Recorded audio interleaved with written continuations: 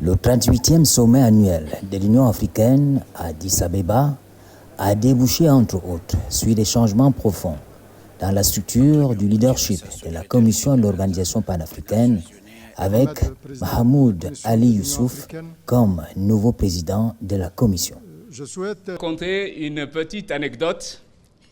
Lorsque j'ai été nommé, le président de la République m'a nommé ministre délégué à la coopération internationale il y a de cela 25 ans. Tout jeune, frais ministre arrivé, il m'a reçu dans son bureau. Alors, tout timide, essayant de me mettre en valeur, j'ai commencé à parler de ce que je voulais faire, etc., etc. Il m'a dit en un mot, en fait, il me préparait à de grands combats, à de grands défis. Et toutes ces années, je l'ai écouté, j'ai appris de lui, j'ai pris ses conseils et il m'a fait grandir. Il m'a fait confiance pendant 25 ans. Et la décision est arrivée un soir de Ramadan. Et il m'a dit, on se lance, n'est-ce pas? J'ai dit, on se lance où? Il a dit, on se lance. L'Union africaine, la présidence. J'ai dit, monsieur le président, c'est pas trop grand ça? Il m'a dit, il ne faut pas avoir peur. Celui qui a peur n'arrive à rien. Je suis avec toi. Le bon Dieu est avec nous. Tu as les compétences nécessaires, tu as l'expérience nécessaire, on va gagner. Et c'est arrivé comme ça. Et je tiens avant tout à lui adresser mes sincères remerciements. Dès que le président a annoncé, lors du Eid al-Fitr, qu'il allait lancer ma candidature, tout le peuple djiboutien a pris la cause à bras-le-corps, en ayant fait de cette cause la leur. Vous avez vu les grandes marches, les grandes soirées, tout le réseau qui s'enflammait à chaque fois. Et durant l'élection, tout Djibouti retenait son souffle. Ils avaient les résultats du premier, du deuxième tour jusqu'au 6e tour, avant même nous qui étions dans l'enceinte. Et au-delà de cela, je crois qu'ils ont prié beaucoup, ils ont prié dans les mosquées, et je crois que vous avez conscience du fait que c'est une responsabilité extrêmement lourde. Ceci est un jour historique pour Djibouti et pour les Djiboutiens. Grâce à votre décision et à votre vote, vous avez confié à M. Mahmoud Ali Youssouf, mon ministre des Affaires étrangères et de la coopération internationale, au poste exigeant de président de la Commission de l'Union africaine. Je tiens à vous remercier chaleureusement pour le soutien que vous avez apporté à la candidature de notre pays.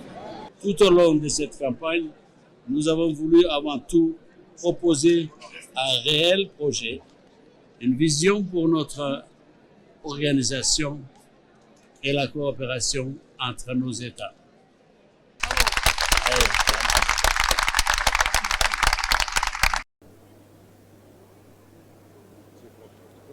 Le chef de l'État angolais, par contre, occupe la présidence tournante de l'organisation, succédant ainsi au président mauritanien, Mohamed Ould Ghazouani, président en exercice sortant.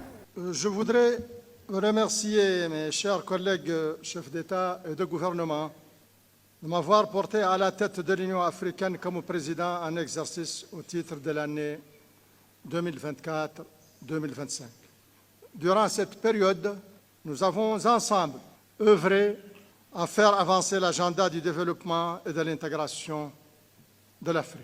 Je tiens à vous remercier pour le soutien et vous remercier pour l'accompagnement sans faille qui ont contribué au succès de la Mauritanie et de l'Afrique dans l'exécution de cette noble tâche. L'Éthiopie, le pays d'accueil du sommet abritant par ailleurs le siège de l'Union africaine, reconnaît que le continent est à la croisée des chemins de l'incertitude et des opportunités.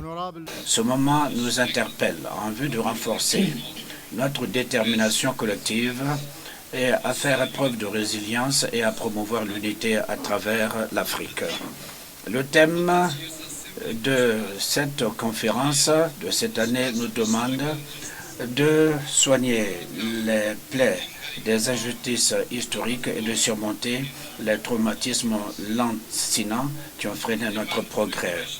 La demande de réparation n'est pas de la charité ou bien de l'aide financière, c'est un appel en faveur de la justice. Il s'agit de rétablir la dignité de millions de personnes et de cicatriser la pauvreté, les inégalités et la discrimination.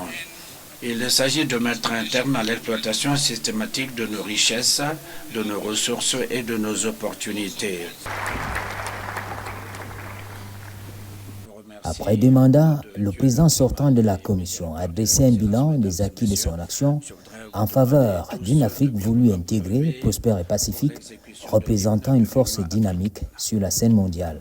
Je me suis profondément imprégné à la fois de ce qui fait la grandeur et le rayonnement de notre continent, de notre organisation continentale, ainsi que des pesanteurs et limites diverses ayant entraîné le rythme de nos cadences. J'ai sillonné ce beau et fantastique continent.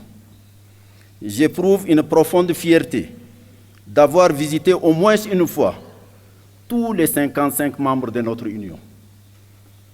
L'opportunité que m'offre ce moment est historique et unique. J'y tenterai de m'acquitter de la double obligation de rendre compte et de m'interroger sur quelques problématiques en ayant bien conscience qu'il ne faut absolument pas abuser de votre temps si précieux. Un rapport consolidé de notre bilan et un rapport annuel vous ont été distribués conformément à notre réglementation. Monsieur le Président, Excellences, Mesdames et Messieurs, les rapides et intenses bouleversements géopolitiques qui ont caractérisé le contexte international durant mes 2 mandats ont eu des manifestations à la fois violentes et déstabilisatrices. La subite dégradation de la situation sanitaire consécutive au déclenchement de la COVID-19 s'est accompagnée malheureusement d'importants chocs et de profondes turbulences économiques et diplomatiques. Pour l'Afrique, cela s'est traduit par une aggravation du poids de la dette, de la baisse des flux d'investissement publics et privés, de la violence et de la prégnance de certains conflits africains, de l'affaissement du panafricanisme et des chaînes de solidarité africaines, des manifestations d'obsolescence des institutions africaines, des appétits extérieurs en Afrique, des déficiences patentes en matière de gouvernance et de leadership en Afrique et même dans le monde, de la crise du multilatéralisme post-Seconde Guerre mondiale, etc., etc. Les tensions de tous ordres au Sahel, au bassin du lac Tchad, au golfe de Guinée, au Mozambique, à la Corne de l'Afrique et dans la région des Grands Lacs sont un autre pan de ces chapelets embrasiers des crises africaines. Les flux de réfugiés politiques, économiques, environnementaux et autres personnes déplacées internes viennent accentuer la situation sécuritaire, alimentaire et sanitaire déjà fragile de nombreux États membres. Tout au début du sommet, le secrétaire général de l'ONU a appelé à la fin de la flambée des combats en République démocratique du Congo et au Soudan, soulignant au passage les opportunités qu'offre le monde numérique pour l'Afrique. Près de 2/3 de la population africaine sont privés d'un accès fiable à l'Internet. Nous avons une responsabilité historique, faire en sorte que l'intelligence artificielle profite à l'humanité tout entière et pas seulement à quelques privilégiés, États et compagnie. Le pacte numérique mondial partage les ambitions du pacte numérique africain. Connectivité universelle, renforcement des capacités et une gouvernance responsable de l'intelligence artificielle. Je présenterai bientôt un rapport sur les modèles innovants de financement volontaire et les initiatives de renforcement des capacités afin d'aider les pays du Sud global à exploiter l'intelligence artificielle pour le bien commun. nous disposons de bases solides pour aller de l'avant. Alors, ensemble, concrétisons ces engagements. Moussa Faki Mahamat s'en va, laissant à son successeur un agenda qui ne fait pas rêver d'un état de grâce. La réforme institutionnelle de notre Union entamée en 2017 ambitionnait la création de conditions optimales pour garantir la poursuite efficiente des programmes inscrits dans notre boussole doctrinale stratégique, l'agenda 2063, aux fins d'une meilleure résistance aux défis ainsi identifiés.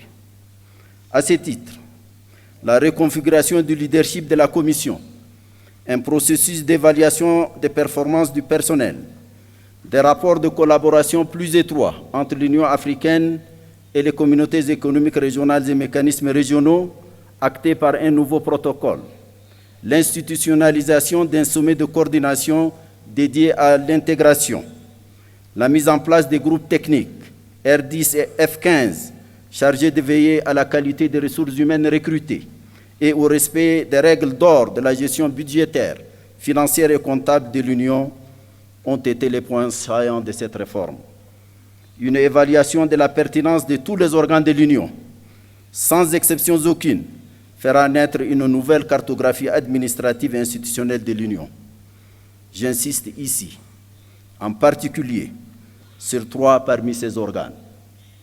Le Parlement panafricain, le Conseil de paix et de sécurité et le Comité des représentants permanents.